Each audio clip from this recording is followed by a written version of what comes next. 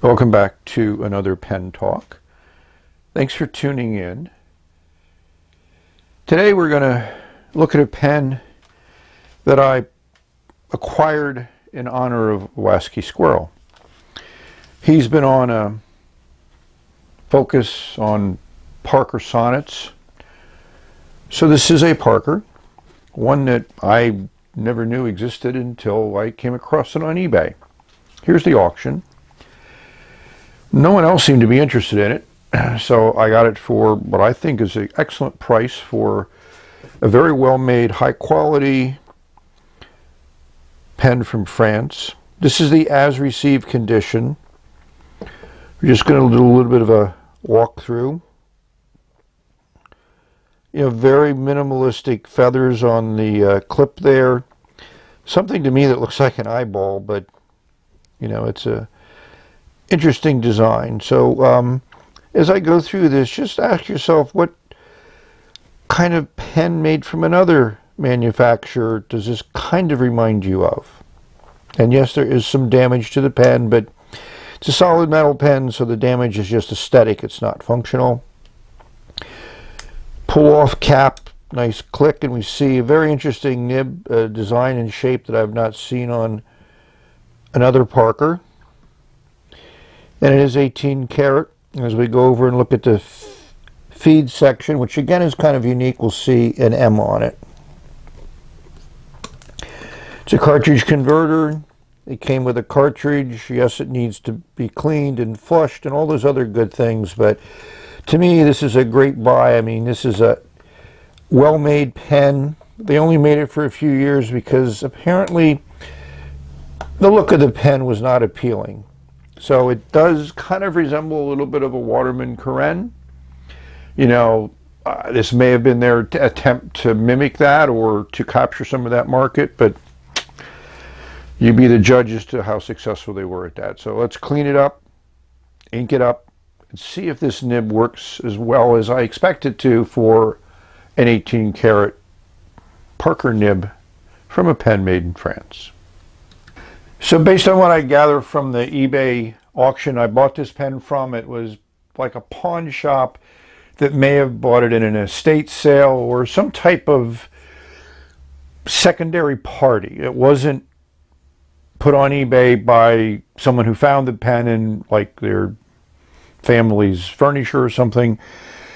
The pen, I believe, was put away full of ink. It took a lot of flushing. It took a lot of work to get all the ink out of this pen. And that's one of the drawbacks to getting something like this on eBay. But I, you know, pay attention to the auctions. I look very closely at the photos. You know, I'm happy with this acquisition. And I felt that unless there was some major damage to the pen, I could get it easily into working order. You know, I actually took the converter apart. I never was a fan of these smoky converters that Parker uses. I don't know why they didn't make it clear. And it took a little bit of effort to unscrew the top of the converter, but it screws off. So I was able to thoroughly clean the converter and then silicone grease everything. Yeah, this is extremely well made, which, you know, I have some Parker dual folds from this time frame, and you know, you're familiar with Watermans. I have some Watermans from this time frame, and they all were made extremely well.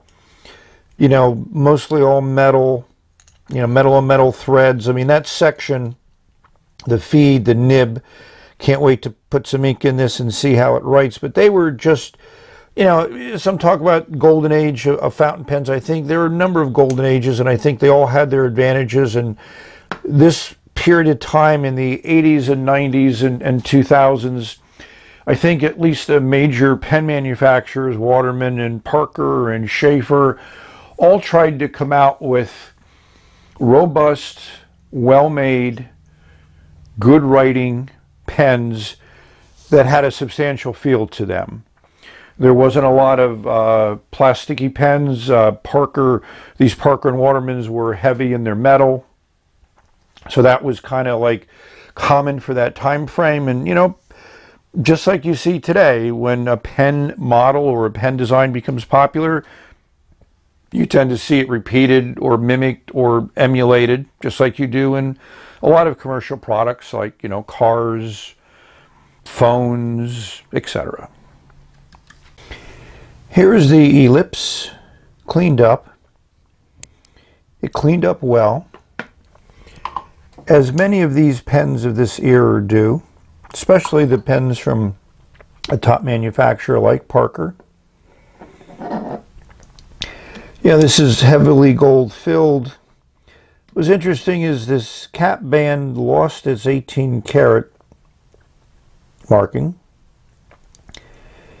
There's some type of marking here which I haven't been able to figure out exactly what it means or what it is. I thought it might be like a French hallmark, but I can't find anything that identifies it as such.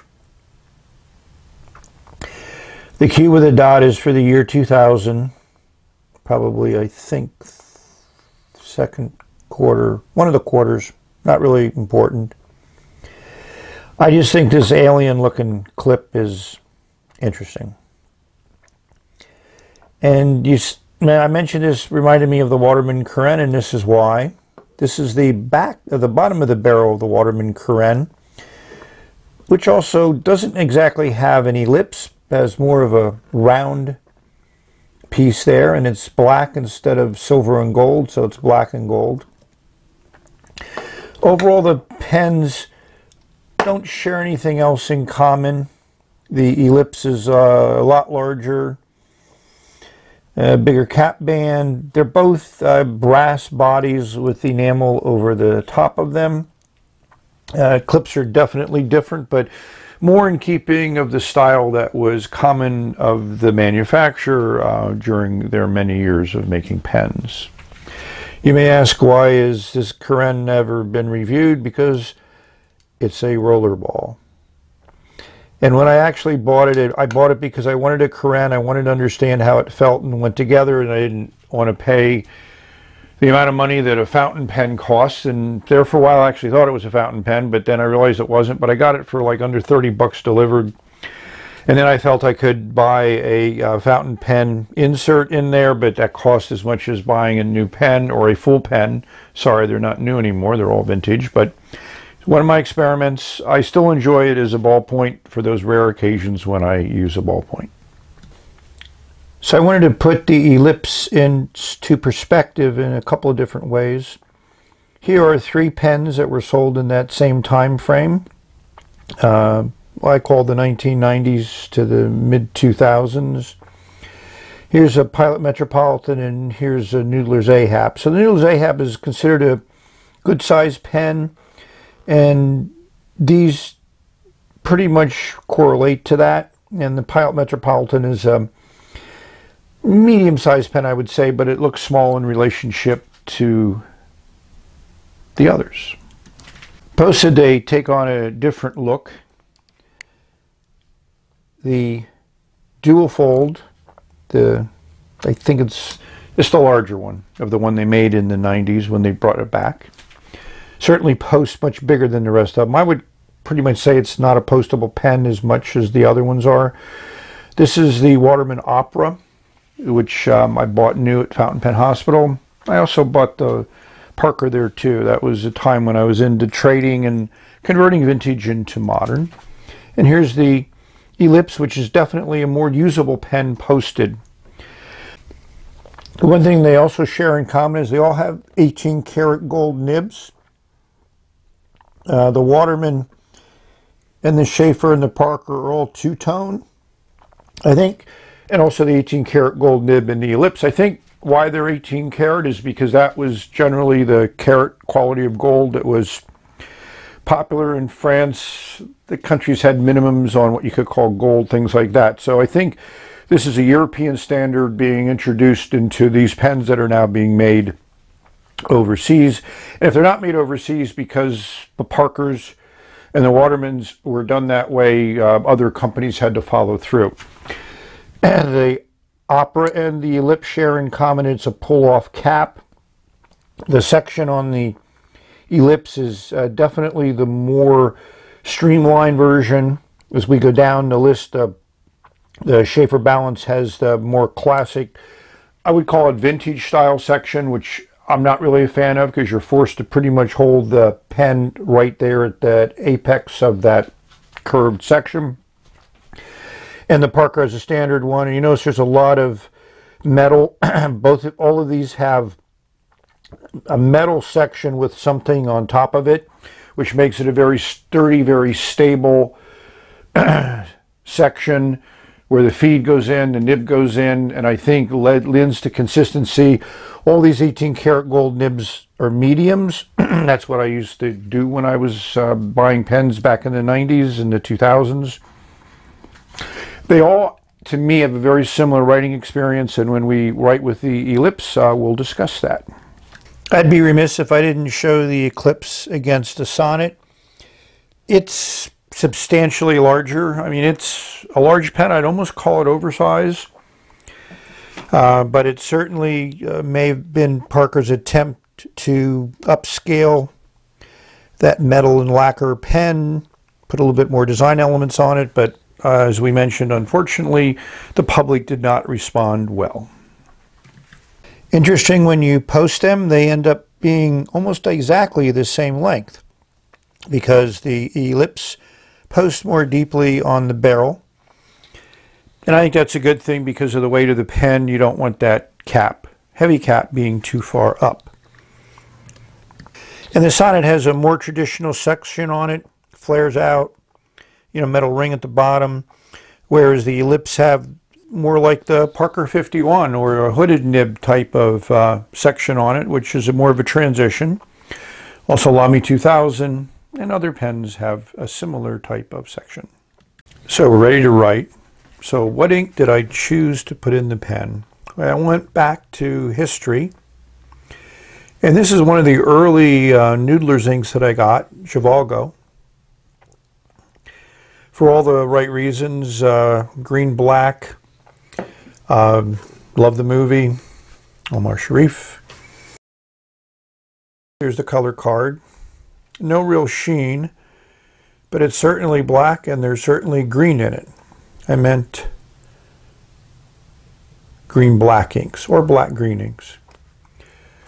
So be prepared. Now something very interesting, the chromatography. That's extremely interesting. We have the black, we have some permanence there, and then we get light green, darker green, and then that very thin edge of blue, which we see on a lot of green inks. So that's a very intriguing chromatography. But the real test is how it works in the pen. So let's go there. Pull-off cap, as we talked about before. I mean, this pen is extremely well made, as I would expect. I would have never considered this pen, never looked for this pen if it wasn't for Wasky Squirrel doing his Parker Sonnet reviews. And I did my Parker Sonnet review, and I like this pen better than the Sonnet. There's a little bit more weight to it. It's definitely more unique and interesting in its design. And that always has an intriguing interest to me, you know, being a lover of fountain pens in all varieties. And the fact that it has a mark on it, I consider that like a beauty mark. I consider this pen an extremely good buy for the price, considering one in good condition runs well over $150. So for what I paid for this, I consider it a steal. It does post well. The balance is fine in the hand. You can feel that cap because the cap is heavy. It's fine without the cap. It's almost a little bit too light without the cap. The section is a very good size, fairly girthy. We'll give you those section dimensions. You can hold it anywhere. You do feel this transition ring here, or the clutch ring that holds the cap on, but you know, that's pretty far away from the nib, and if you're holding it up there, then you know, you may have to deal with that. So one of the things that I have noticed is there is ink creep on the nib. I mean, I wiped this off less than an hour ago, and the ink has creeped back. It might be because of this ink.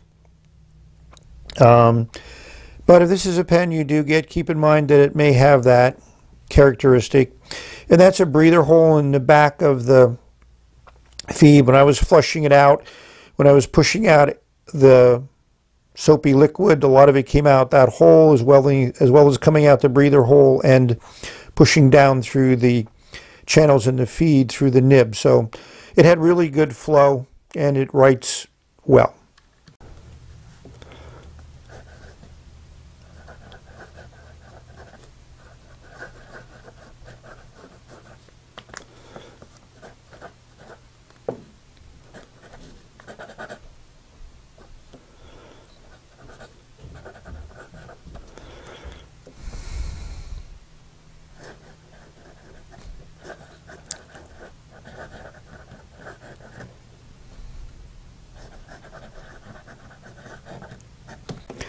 I think you can hear that nib on the paper. I don't mind the feedback. This paper has more texture to it than Rodier Clairefontaine, this Fabriano paper. When I used it on Clairefontaine paper, the nib actually had a little bit of a sing to it. But this writes pretty much exactly as I expected it to. I thought the nib would be a little softer, but you know, no reason for me to expect that. If this was the UK pen, it may have been a softer nib, but you know, I have my 50s Parkers that have soft nibs, so that's great. I mean, this is a very, very consistent writer, which is what I would expect. A decent flow. It's easy to lay down a very consistent patch of ink. And I'm amazed at this Dr. Zhivago ink from Noodler's. It actually dries pretty fast, and it dries pretty fast on Clairefontaine paper. So I don't like to rate vintage pen. Vintages is kind of like a wine thing, and I've been preparing for a wine tasting coming up, so I'm actually helping on the other side of it, not on the drinking side, unfortunately. So we're going to rate this, and I'm going to put it in as an 8.9. And primarily because of the nib, the way that it writes, and the design. But it's not a pen for everyone. You know, it's relatively heavy metal pen. This section, even to me, is just a little bit on the large size. I'd like it to be a couple millimeters smaller, and that would be just perfect for the way that I enjoy it. You can see there's a gap in my fingers. And I'm certain that if you wanted this pen, you'd really have to, you know, I suggest you really look around, you search eBay. So we've reached the end of this video. Hopefully you found it interesting. Thank you for tuning in. You know, I certainly enjoy this pen. I'm really glad that I had an opportunity to get one at a very great price and to have a little piece of Parker history, since it was only made for about 2 years. Not very popular, so very few of them ever made it into circulation.